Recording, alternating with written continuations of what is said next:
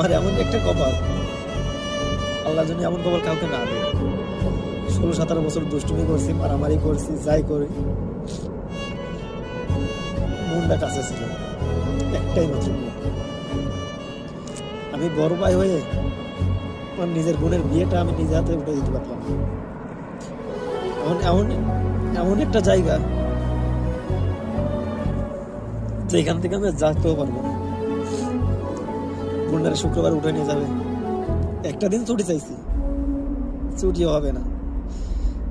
কি কি বলবো, আমার মতন কপাল পুরা যেন আল্লাহ দুনিয়ার কাউকে না দেয়। আল্লাহর কাছে এটুকুই অনুরোধ যে এমন কারোর সাথে আর করুন। হয়তো আমার জীবনটাই কষ্টে ভরা, এটা আমি জানি, এই কারণে ভালো কিছু আমার জীবনে সহ্য হয় না। যেটা আমি চাই না সেটা আমার কপালে বেশি, যেটা যেটা আমি চাই সেটা জীবনে পাইনি।